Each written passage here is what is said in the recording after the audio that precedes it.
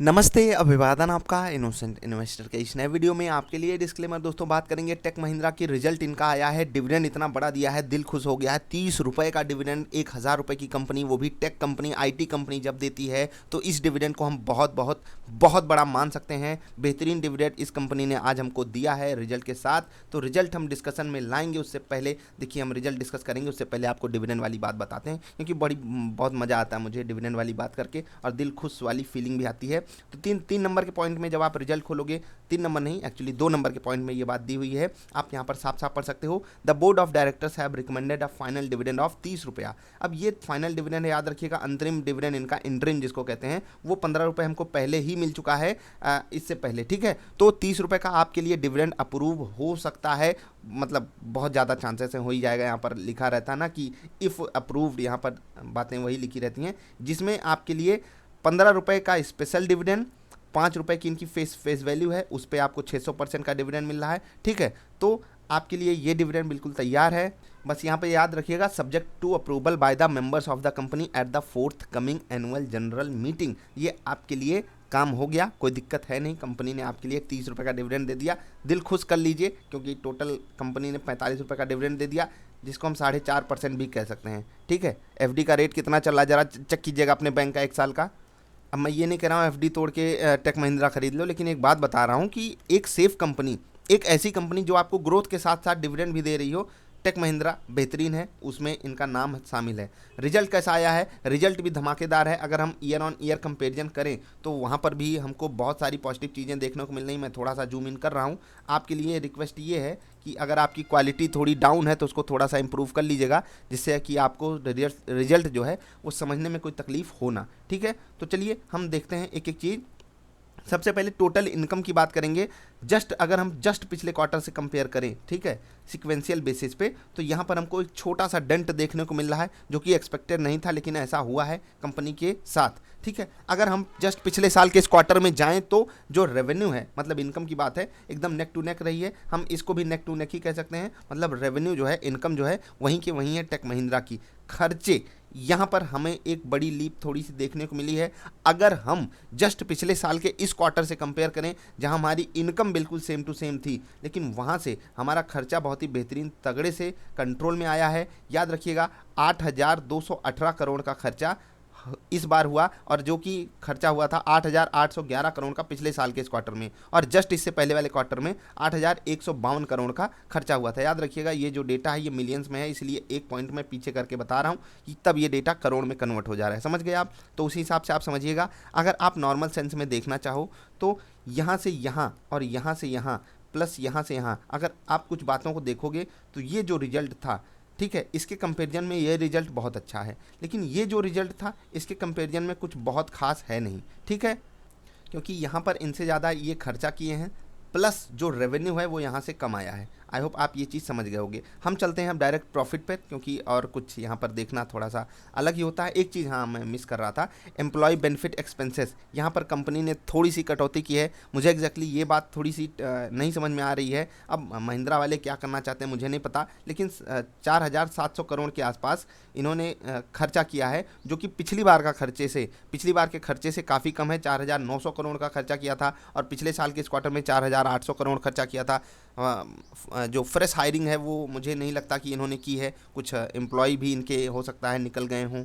बाकी अगर हम ऊपर ऊपर से कागज़ पे ये बातें देख रहे हैं तो एक हमको यहाँ पर चीज़ें ऐसी दिखाई दे रही हैं, कंपनी ने इस पे खर्चा जो है वो या तो कंट्रोल किया है, या फिर मतलब इनको खर्चा करना ही नहीं पड़ा है। लेकिन यहाँ पर मैं इसको एक नेगेटिव फैक्टर ही मानूंगा इस कंपनी के लिए। इन्होंने अपना एम्प्लॉय के ऊपर जो है, ह्यूमन रिसोर्सेज के ऊपर जो है वो खर्चा जो है वो बढ़ाया नहीं, ठीक है। ओवरऑल सिनारियो में अगर हम देखें रेवेन्यू की बात तो वो नेक टू नेक है। खर्चे की बात करें तो पिछले बार से थोड़ा सा ज़्यादा है, लेकिन पिछले साल के इस क्वार्टर से अगर हम कंपेयर करें तो बेहतरीन इंप्रूवमेंट हमको यहाँ पर देखने को मिली है। खर्चा कंपनी ने कम किया है। अब हम और किसी चीज़ पे ना जाते हुए सीधे चलेंगे प्रॉफिट पर, क्योंकि वही हमको एक सही आंकड़ा देगा कि एग्जैक्टली हो क्या रहा है कंपनी में।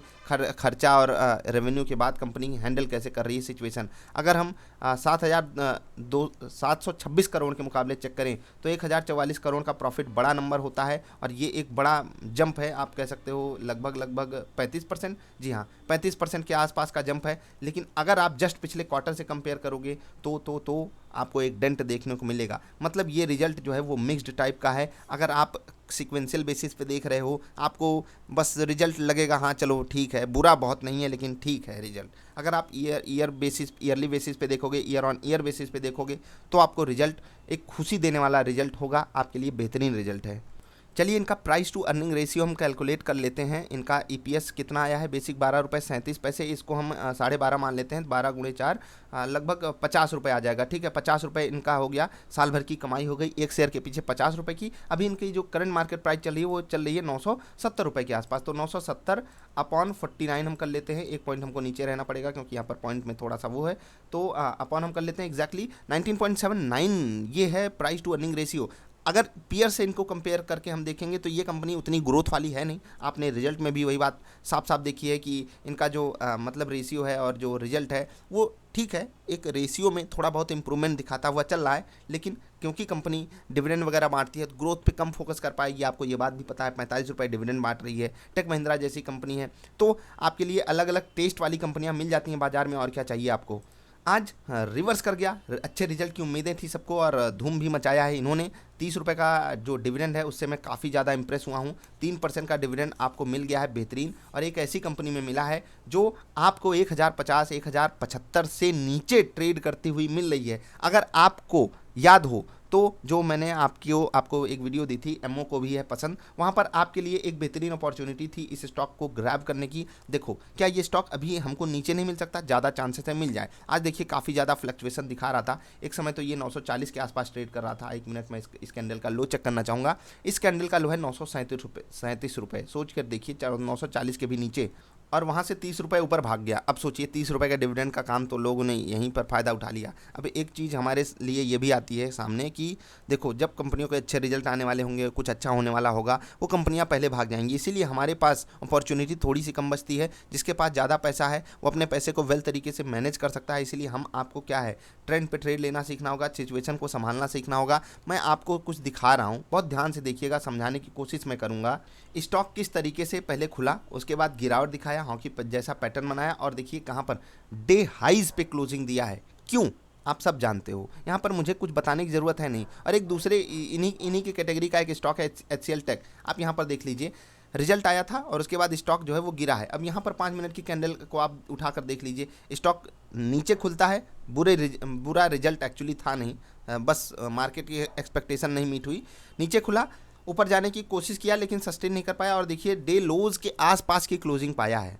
दोनों की कैटेगरी आईटी सेगमेंट की है, बस जो बिजनेस मॉडल है वो थोड़ा सा अलग अलग है, ये तो आप जानते ही हो। बाकी अब आपको यहाँ पर क्या डिसीजन लेना है, डिसीजन ये लेना है कि ऐसे भागी हुई कंपनी जो 30 रुपये एक ही दिन में भाग गई हो, वहाँ पर आप ऊपर पकड़ने जाओगे क्या 30 रुपये के डिविडेंड के चक्कर में। और रिजल्ट ऐसा भी नहीं पेश कर दिया है कि एकदम मतलब लार टपका रहे हो आप, नहीं काश मैं किसी भी रेट पे इसको खरीद पा जाता, ऐसा मत कीजिएगा, ये गलती मत कीजिएगा। ट्रेंड पे ट्रेड लीजिएगा। इन्वेस्टिंग के लिए आपको लेवल्स मिल रहे हैं और भी बेहतरीन लेवल्स मिलने के आसार हैं, इसलिए जल्दबाजी करोगे तो गड़बड़ी होगी। मुझे पर्सनल लेवल पे रिजल्ट जो है वो ठीक ठाक लगा है, लेकिन डिविडेंड वाली बात दिल को छू गई, मतलब दिल खुश करने वाली बात है। डिविडेंड ने दिल को मतलब खुशी दी है, बाकी रिजल्ट ने उतनी खुशी नहीं दी जितनी उम्मीदें थी। Let's hope for the best कि जिनके पास स्टॉक है वो एंजॉय कर सकें इसमें रैली अगर आती है, अगर नहीं आती है तो हमको नीचे अगर अपॉर्चुनिटी मिलती है तो बिल्कुल आप डिविडेंड के लिए इस स्टॉक को नीचे के लेवल पे खरीद जरूर लीजिएगा। एक और चीज़ मैं आपको एक मिस कर गया बताना कि रिकॉर्ड डेट क्या होगी, ये आप बिल्कुल देख लीजिए, यहाँ पर दिया हुआ था, मैं मिस कर रहा हूँ, अगस्त में था शायद, 1 मिनट 2 नंबर के पॉइंट में ऊपर, हाँ यहाँ पर आप देख लीजिए 31 मार्च को कंपनी का रिजल्ट, एक्चुअली ये रिजल्ट हमारे सामने है 11 अगस्त, हाँ ठीक है। The special and final dividend if approved will be paid by 11 अगस्त 2021, 11 अगस्त 2021 तक आपको आपके खाते में डिविडेंड मिल जाएगा। अप्रूव होना ही होना है, आपको ये सब बातें पता ही होंगी। मिलेंगे फिर से, अपना और अपनी फैमिली का ख्याल रखिए, गर्म पानी पीजिए, दिन में 2 बार इंटेंस एक्सरसाइज जरूर कीजिए, ख्याल रखोगे तभी बच्चे रह पाएंगे हम लोग हेल्दी होकर के, स्वस्थ रह करके, ठीक है। तो ख्याल ज़रूर रखिएगा, मिलेंगे फिर से, नमस्कार।